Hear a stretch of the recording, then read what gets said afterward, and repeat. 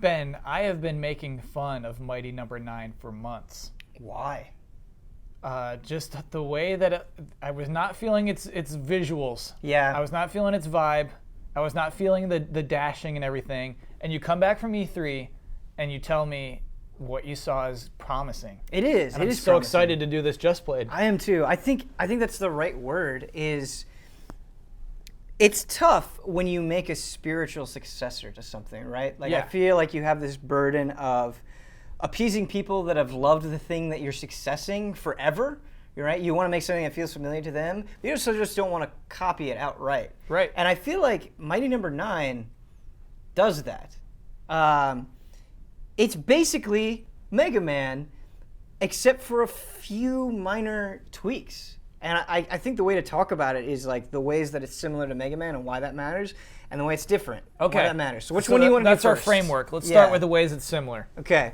So there's one of the things that I love about Mega Man, and this is, I guess, a little bit more esoteric, that I fell in love with as a kid, is like there's an earnestness to Mega Man, right? Absolutely, yeah. Mega Man just wants to help people, but you believe him. Like he just comes across as so like innocent and pure and right. That's what Beck in Mighty Number 9 feels like. Like he just has this chipperness to him, this believability that he just feels like a true and blue hero, and he's easy to root for. And I really like that. That is a weird thing from Mega Man that I think is hard to capture. Yeah. They did a really good job of. Mega Man never tries to be cool. No. Yeah. He's not even. I don't even know if Mega Man is aware of what cool is. He's just himself. Yeah. You know.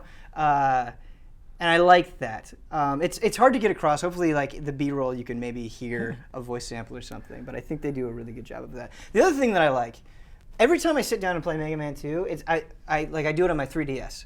And I always say to myself, I'm only going to play it for like 5 minutes. Right? I don't have that much time. I'm just going to pop in and play a level. Most of the time I do that, I end up playing the whole thing. Whoa. And the reason for that, and a lot of Mega Man games have this, it's not just Mega Man 2, but the levels are absolutely the right length, right? Yeah. They take about 10 to 15 minutes. They have a nice difficulty curve within them, and you feel satisfied when you finish a level, like you feel like it was a complete experience, but because it was just the right length, you want to keep going until you beat the game. That's exactly what Mighty Number 9 has. Like the stages are the perfect length, and Wow. they escalate in difficulty in just the right way. Yeah, and you know, you use boss weapons. That's fun. That's still, you know, it's the most Mega Man of all Mega Man things, but not that many games allow you to do that. Usually when you kill a boss, you get like experience that you plug into your own skill tree, but very rarely do you get to use what the boss used against you. And not just that, but it's not just taking their weapons, but it looks like you like physically transform too in this game. Yeah, so that actually bleeds into what is different. Okay, I here we think. go. Yeah. Merging into what is different.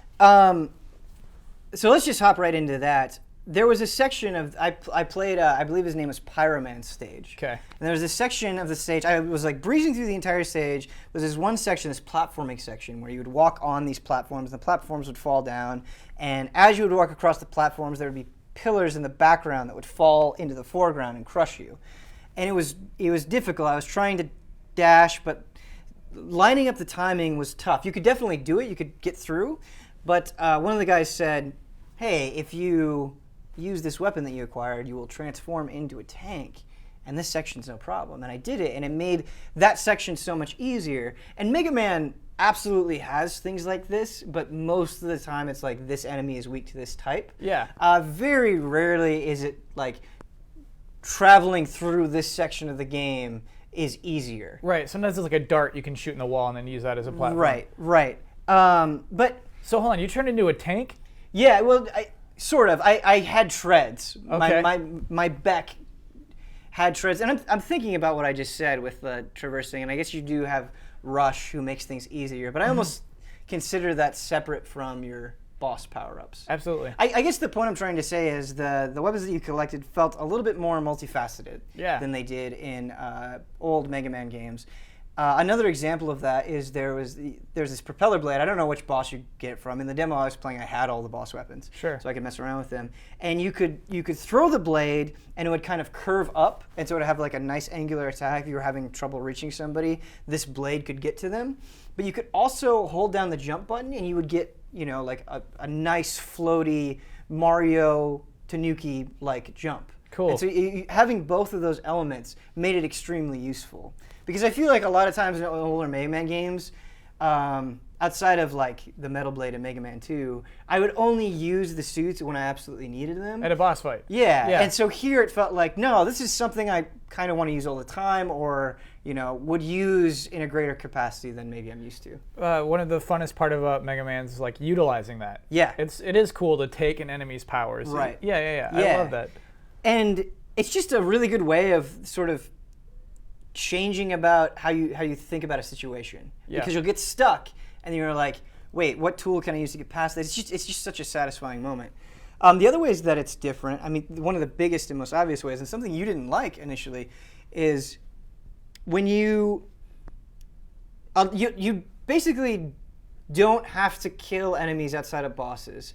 You damage them and you turn them into this state where they sort of glow a corresponding color, like they might glow green or red or blue, and then you dash into them to absorb them. Yeah. And then some numbers appear above your face.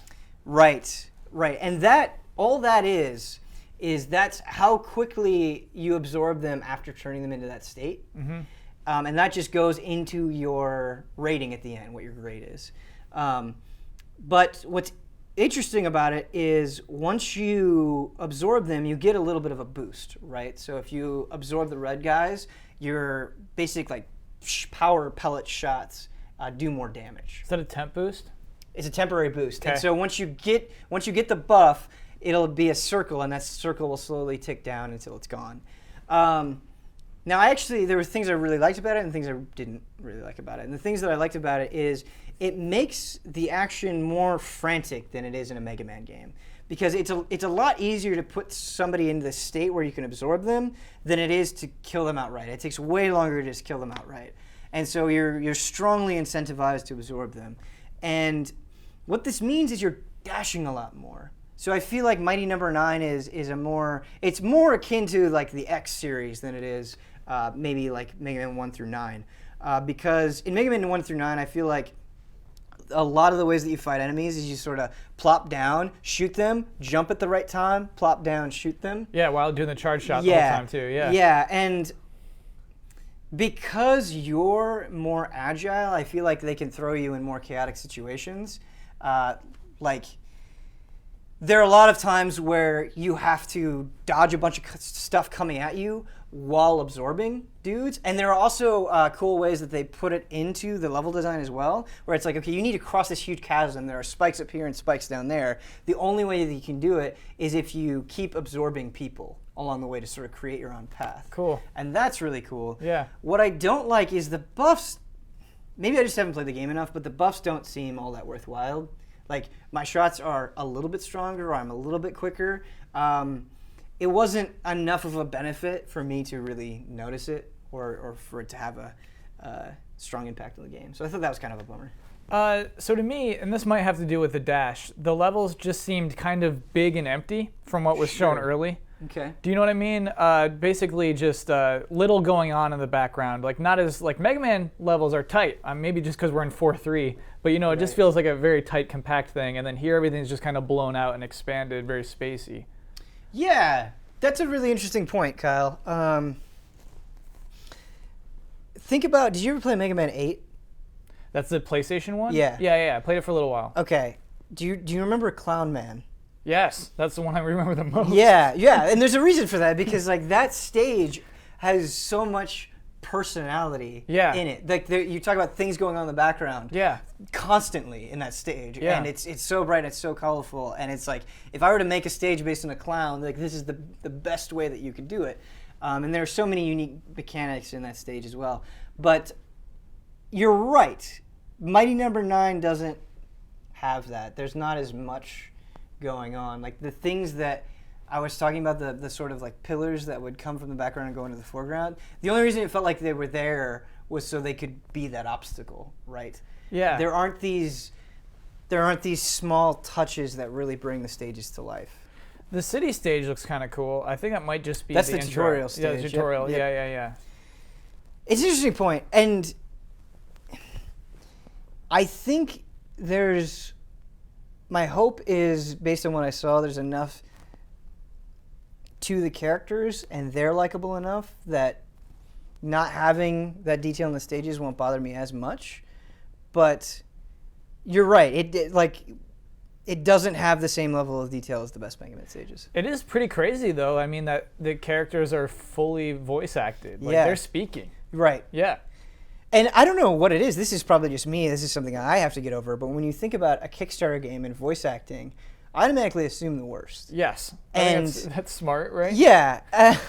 That's not what happened here. I mean, I haven't played the whole game. It was only small sections. But Yeah. from what I heard, they knew exactly what they were trying to accomplish, and they delivered it well, which I liked. When does that happen, though? Like, I know who's on board, and I heard, like, their voice samples. Yeah. Is it just you talk to the boss at the end of the stage, or do they No. talk to you throughout the stage or something? I'm glad you brought this up, because there is a really good flow to the stages. So when you start Pyroman stage, for example, Yeah. you run into one of your friends, and I don't remember his name, and he's like, "Hey, what's going on, Beck? I'll try to see where Pyroman is." And then, you see him fly off in the distance, Yeah. and you're going through, and then you run into Pyroman, and you're like, "Pyroman, I don't want to fight you. Just please stop destroying everything." And he's like, "No, the world must burn," because he's gone insane. Yeah. And then, that kind of culminates. He runs away again, and that kind of culminates in a final battle.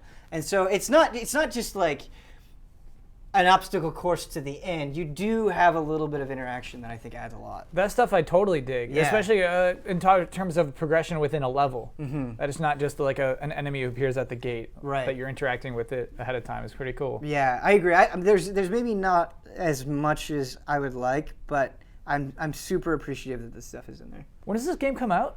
August. That's pretty exciting. Yeah. You finally got me excited, Ben. I've been Okay. down on it this whole time. Okay. You finally got me excited. It feels right. Oh, cool. That's That's the best thing you could possibly say. Yeah.